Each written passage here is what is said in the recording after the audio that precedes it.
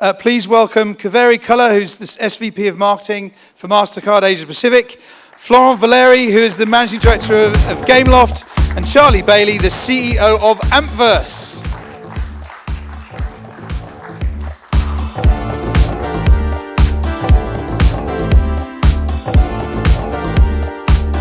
Hello. Welcome to Gaming Matters. And Charlie, firstly, thank you for your support of said Gaming Matters. My pleasure. Good to be here. Let's start with some introductions and some microphones. We start this one. Hi everyone, I'm Baillie. I'm the co-founder and CEO of Ampverse.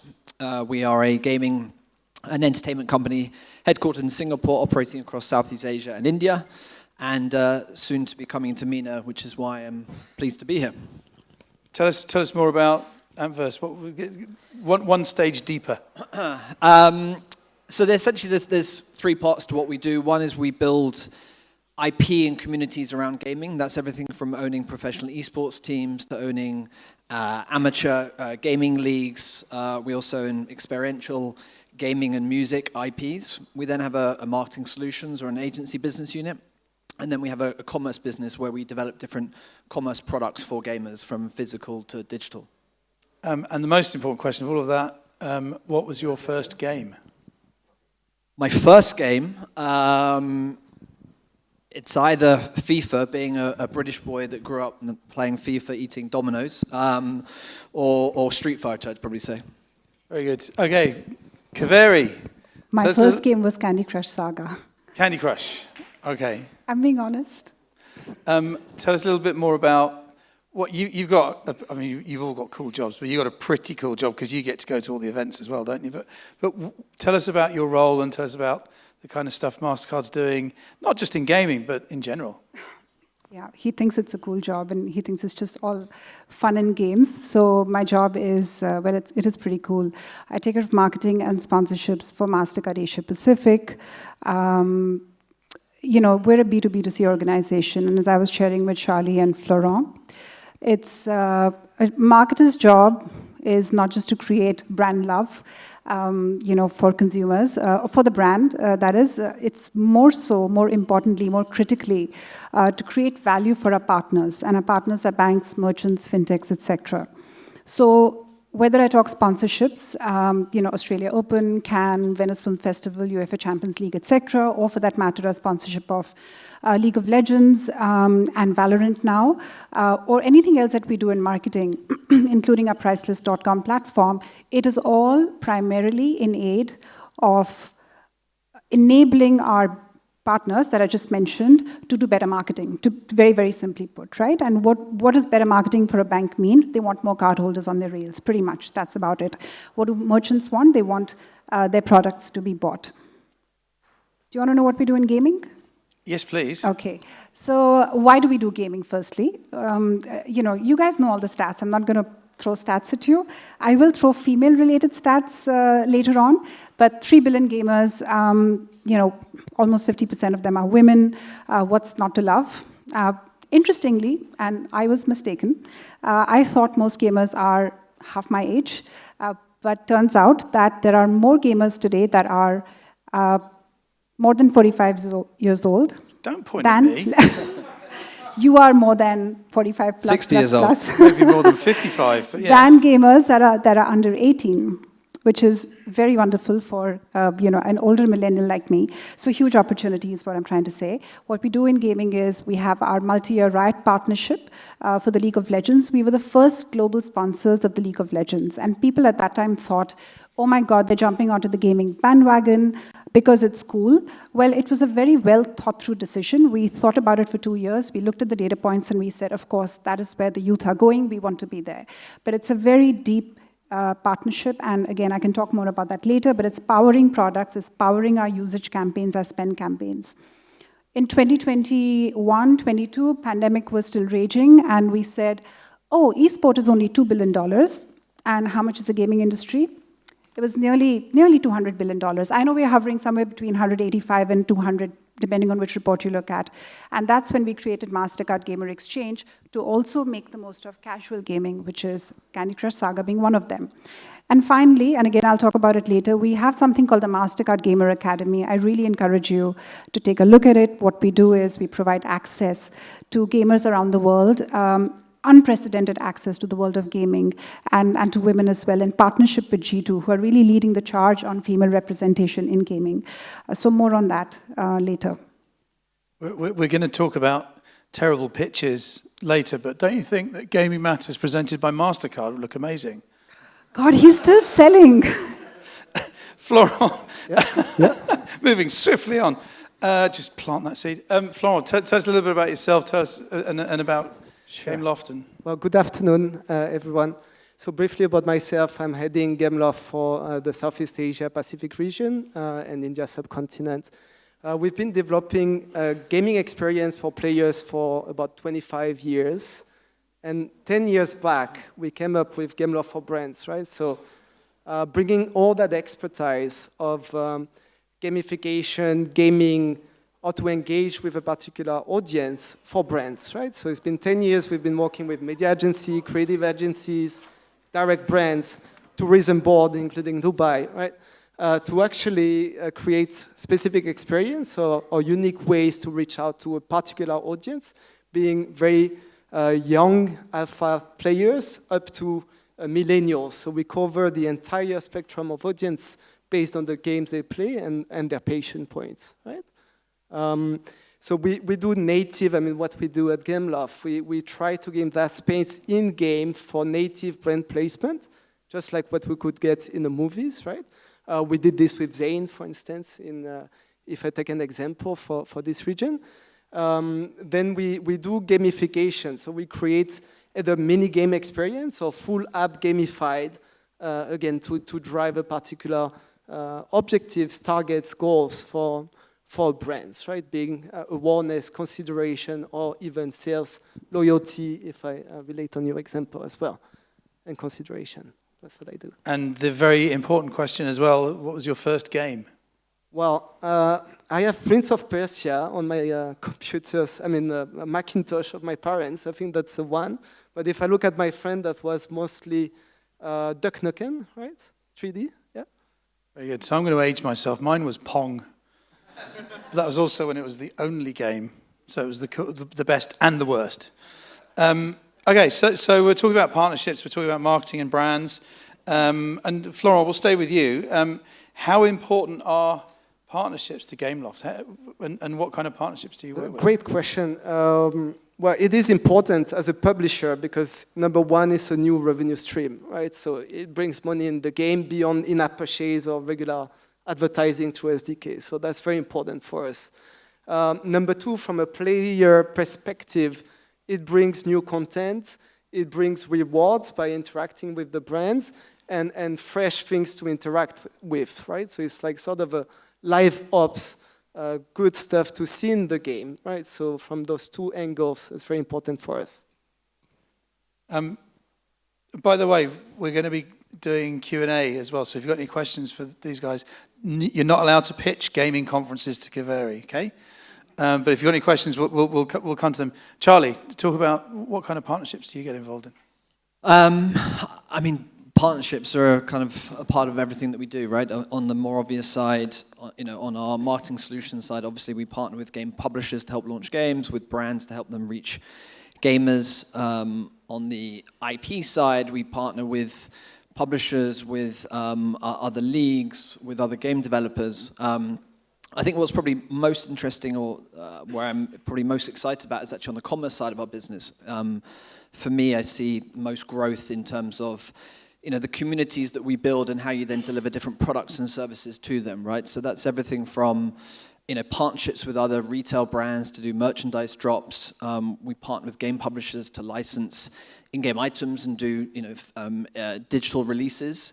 Probably the biggest kind of extension of that actually is in India, where we went as far as forming a joint venture with what is probably an unconventional partner, which is a business called DMI Finance, which is one of the largest fintech companies in India, which you wouldn't ordinarily partner a B2B fintech company who provides consumer loans for hardware devices with a gaming company. But they as we started discussions, what was clear is that they didn't want to just sponsor an esports team or have a kind of traditional influencer activation.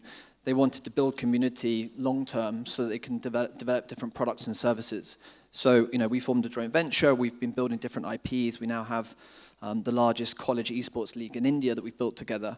And now we're developing different products and services for those communities, right? So I think, those sort of partnerships that aren't transactional, that aren't kind of sponsorship-led, that's, long term, such as the partnership that Mastercard and League of Legends have, that's, I think, the truest definition of a partnership. Leading nicely into Mastercard. I mean, you mentioned a couple of your partnerships. Good segue, earlier, that. Very good segue. Yeah, nice segue. But yeah, what are some of the successful case histories that you've worked with, and how does Mastercard measure success? Right. So League of Legends. Okay, so firstly, why do we do partnerships, right? It's either building the brand or building the business, and actually they're just one of two sides of the same coin. And the other is building communities, and I'll talk about that in just a moment. But what has made the Riot partnership a successful one, all these years, 2018 to now, so 6 years, it was fundamentally, as we said to them when we met with them, we said, this is not about just building the brand, this has to go beyond it. So it's not about dropping our logos and our banners. What we are going to be doing is we will take what you have, your IP, and we will create amazing assets, as I mentioned earlier, for our banking partners, for instance. We have many League of Legends cards. So again, Mastercard we're a payments technology brand, not a bank, so we don't issue cards, but we power the cards that are issued. So credit, debit, and prepaid. So the card value proposition is, again, that's our job, right? How do you really animate the card value proposition? So League of Legends cards not only, of course, have the card artwork, which is, your favorite League of Legends star character, but also the benefits embedded within that are access to Riot currency, access to some of the world championships that happen around the world. Now we've extended a partnership to Valorant as well. So I think there was a very good meeting of the minds. And this is driving tremendous revenue. The card products are driving tremendous revenue. The priceless experiences that we do, we monetize a lot of those experiences. So again, it's good business, it's good economics, not just good brand building. The other kind of partnership I want to talk about, and you mentioned community briefly, Charlie, is the partnership we have with G2 Esport. World-class esport organization. They have more than 150 players. A lot of them, I love their focus on women in gaming. And, they have their all-female leagues. Even if you look at the management, and I think that's a conversation to be had at some point, right? This is not just about selecting female players and supporting them and giving them equal opportunity. It's also who's calling the shots, who's in your C-suite. And if you look at the G2 org structure, I think it's pretty incredible. Great female representation. We partnered them, and with them we created the Gamer Academy, Mastercard Gamer Academy. So 10 gamers from around the world get all expense paid trips to these world championships that I mentioned, that we have access to thanks to Riot. They also get to understand the business of gaming. Not everyone wants to be a player, right? Some people just want to crack the business of gaming. So they're given that kind of exposure to business heads. In, let's say, the Riot offices. They're given access to seasoned players, to shoutcasters, to broadcasters, so on and so forth. So that's something that we're doing. And again, a quick women in gaming-led statistic. I hope I get this right. So about 5% of the workforce in the world of gaming, in the world of esport, not gaming. So distinction, as you know, is esport is a sliver of the entire gaming pie, is female, right? 5% of the workforce in esport is female, but less than 1% are professional gamers. So both numbers are pretty dismal, and I think that is what companies like G2 are addressing, and that's why we created the Gamer Academy in partnership with G2 and with Riot. So again, a tremendous example of a partnership that is truly yielding inclusivity, right? We're really talking our walk and not walking our, not talking before we walk. You know what I'm saying, Jasper? Yes. Florent, how do you guys measure success?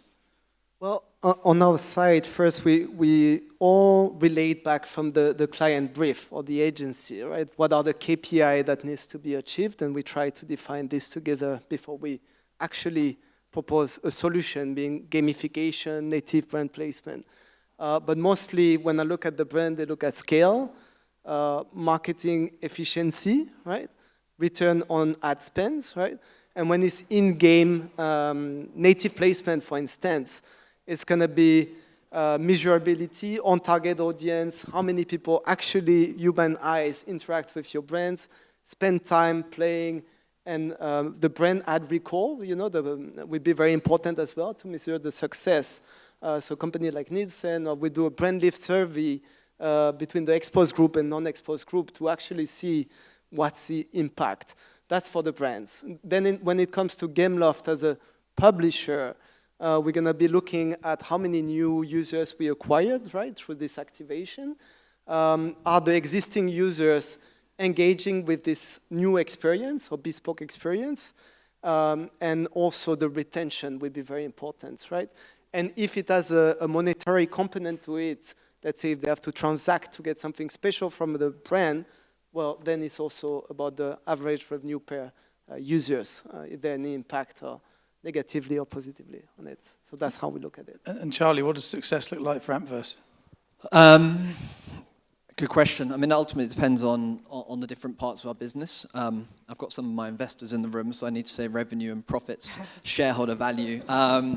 But no, it depends. Jokes aside, on the IP side, similar to you, you know, that's primarily around community building, right? So how we building communities, the efficiency of how we build communities, the engagement of those, so that there's not only scale but depth and real engagement that you can then, you know, build on and monetize over time.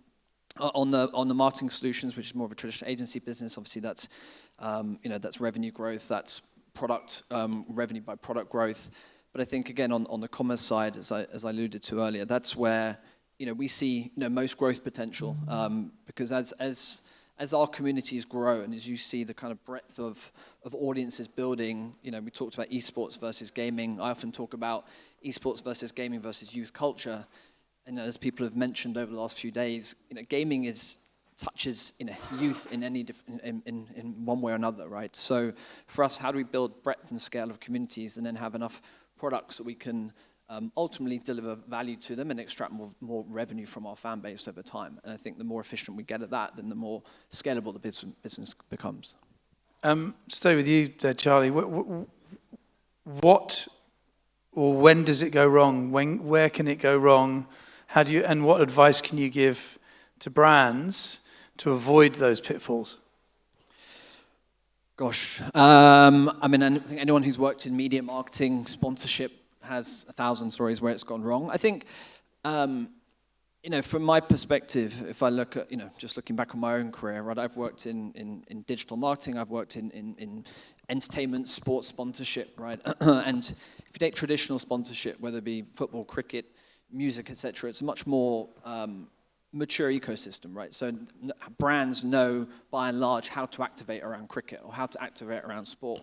Or even if you look at influencer marketing, which is obviously, you know, a huge part of a brand spend today, you know, 5-10 years ago, influencer marketing was very crude. You know, it was very transactional, and then brands realized they had to, you know, let go of their brand slightly in order to allow for more authentic content coming out, right? And I think we're you know, following a very similar trend in gaming, where there's a lot of interest. We had the kind of hype off the back of COVID.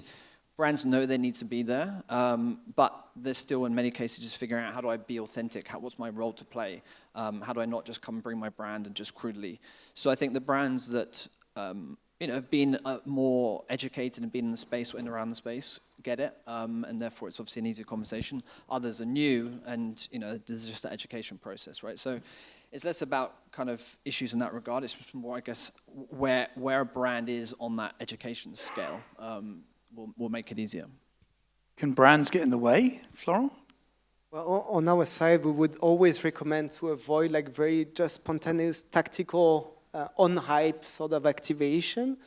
We believe the right way to avoid something that go wrong, as you put it, is to have a real gaming strategy as a brand with always on media and gamers as a media, right, are the actual audience that you want to reach. So of course you could have some tactical activation in game, but we always encourage the brand to also keep going on spending or doing some activation all year long as opposed to just one time because something is popular and there's shoot and forget, right? So we really want to, we'll try to avoid that kind of hyped marketing FOMO approach. That's what we would say. I remember someone once said to me, be useful.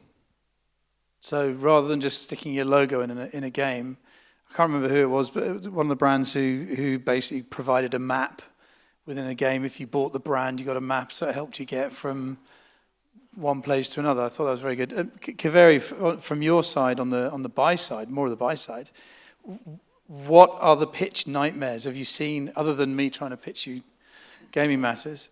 When do the pitches go wrong?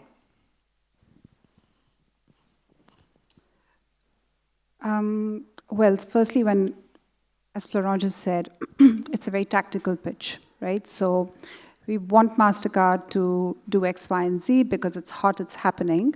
And by the way, it's just only going to cost you a couple of $1 million. I've had many pitches starting with that. And what does it entail? Well, it entails, as you rightly just pointed out, just putting a lot of stickers, a lot of logos, our brand logo pretty much everywhere, just plastering it everywhere. And I think that's when,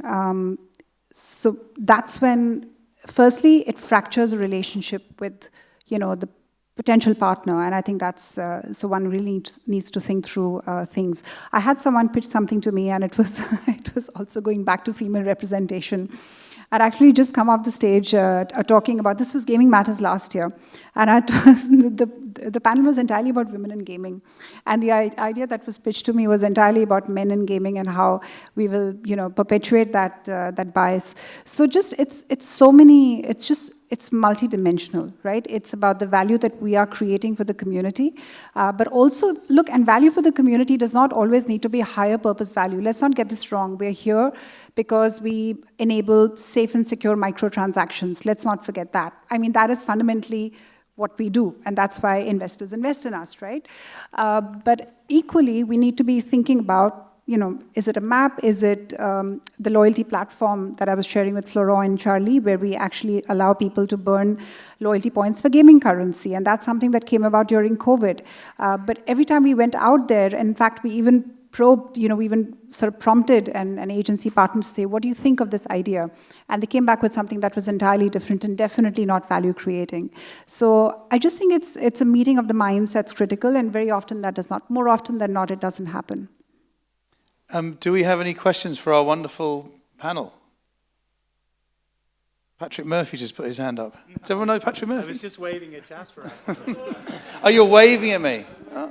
You have to ask a question. Patrick was my first boss in Asia Pacific 29 years ago, so it's all your fault as well. Are there any question at the front here? It is your fault, though.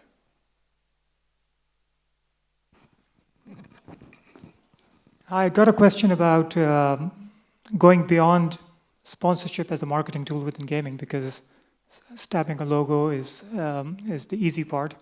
How you measure its ROI is a different story. But how you are seeing brands trying to understand and address customer engagement, play within loyalty, a CRM access, making it part of its marketing mix. Brands, I don't think are, they're getting it, but they're not getting it, if that makes sense.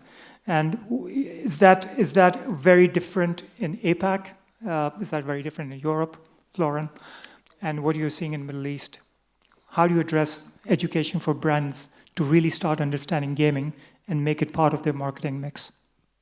Can I just use this as an opportunity to actually show you Mastercard Gamer Exchange? Because I'm aware of marketing Gamer Exchange, yes, thank you. Yeah, okay, great. Yes, so I'd like to know more. Let's just watch the video, and it's a short one, Jasper, don't worry. I had a 5-minute long video. This is 45 seconds. Sound, please. There's no sound. You probably need to just go back.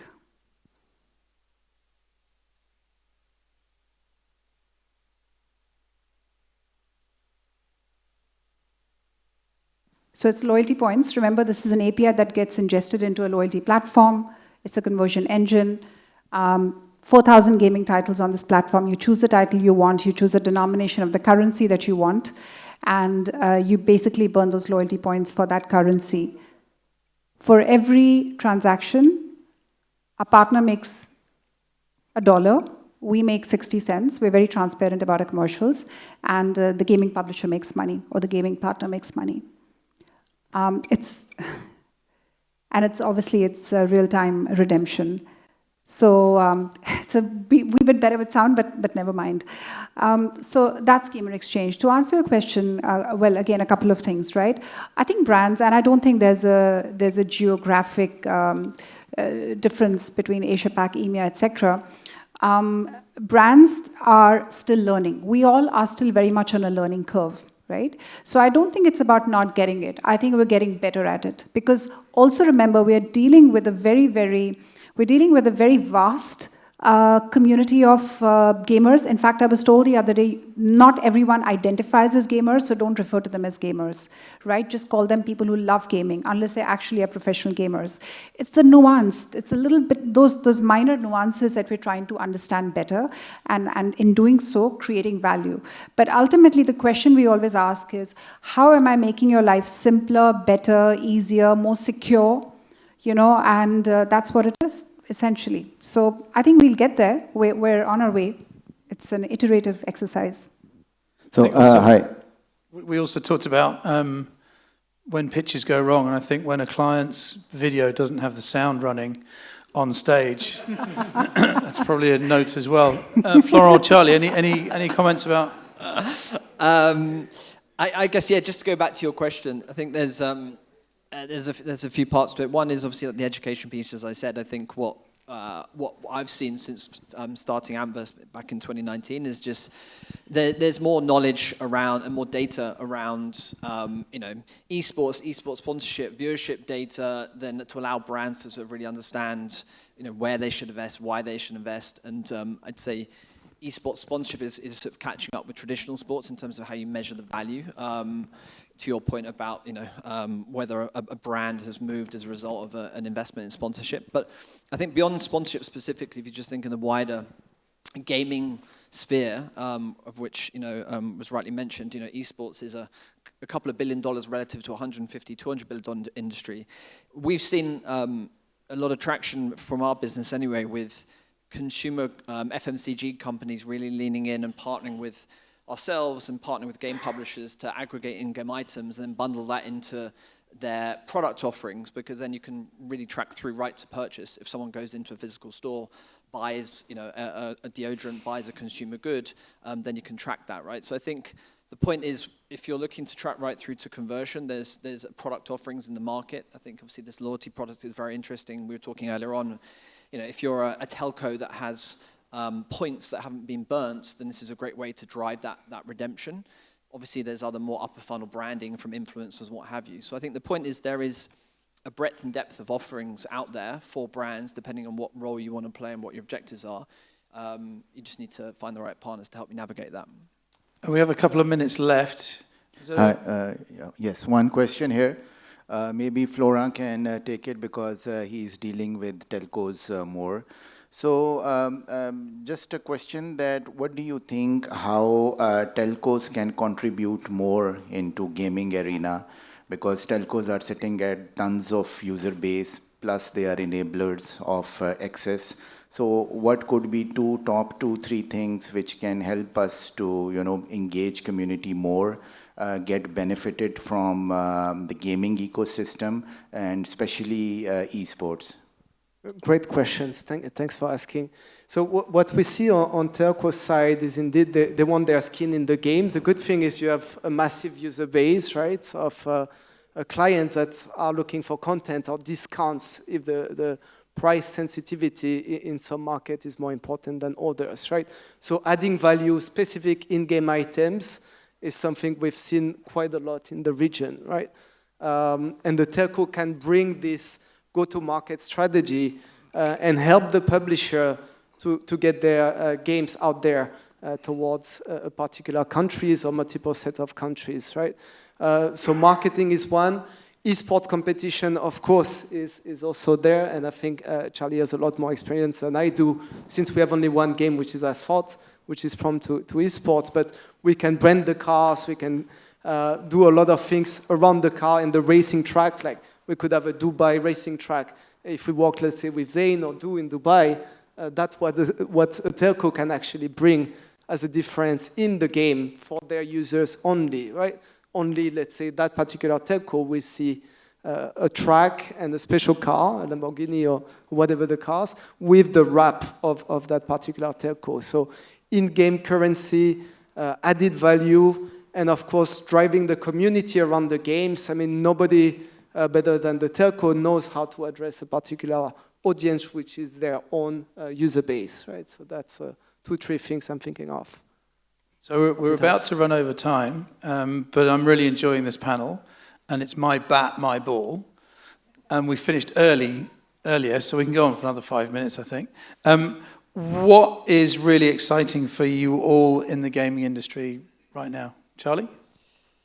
There's a lot of stuff, but I think I'm probably most excited about the developments with, I'd say if you take platforms like Fortnite, you take platforms like Roblox, you know, as those of you who were here yesterday would have heard from Mike from Epic, there's phenomenal developments that are happening within those ecosystems where they're really opening up for third-party developers to build, develop. And a developer, it could be a game publisher, or it could be an IP owner, or it could be a creator, or it could be a brand, right? And so what that does is it allows for much more immersive experiences, but I think from a brand perspective, given this is the topic of today and how do brands get most value, you know, you're going from, you know, using gaming as a marketing channel to reach an audience or to drive engagement, to using it as a way to sell more product. You know, I think just yesterday I read an article how Walmart have now integrated physical as well as digital commerce directly into Roblox, right? So, you know, as a brand, you can not only drive engagement, but you can sell product, which ultimately I think most people are here to do from a brand perspective. So I think that's a whole new world that's just going to open up gaming, I think, in a very interesting way. Fantastic. Florent, what's exciting? Very excited about the new platforms and new ways to actually consume games. So we have Netflix for games, we have Amazon Games, subscription model, and so on, right? Plus ads coming to PC and console, which is meaning free-to-play games are not only for mobiles, right? So that's pretty exciting. And beyond that, on the technology fronts, we believe like VR, e-sport competition with real car racing might be the future. And since we sit in Museum of the Future, we'd love to see this happening. Yeah. Fantastic. Final word. Well, firstly, I have a very stretching target on Mastercard Gamer Exchange, so please talk to me. I want to be able to fulfill that target. But I was just thinking, you know, it's the way gaming is, and I know what I'm going to say is going to sound very lofty, but it's how it's changing people's lives. And I have a real-life example of that. Where my mom lives in India, it's half an hour flight from Delhi. You know, there is a very humble shop owner, and I've been seeing him and his wife since I was 6 or 7, a bajillion years ago.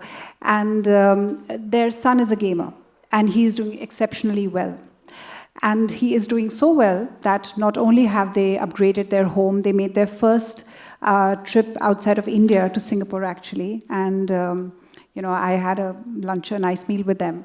And I think that shows the power of gaming. Jasper, you, in the opening speech yesterday, welcome remarks yesterday, said, you know, if you went to your parents, I don't know, even a couple of years ago and said, I want gaming to be a profession, they'd show you to a counselor or take you to a lawyer. And, you know, it's amazing how things are changing. And this is a very traditional family in India who have actually given free reins to their son to go ahead. And guess what? Now they have 2 daughters, and the daughters are following the footsteps as well.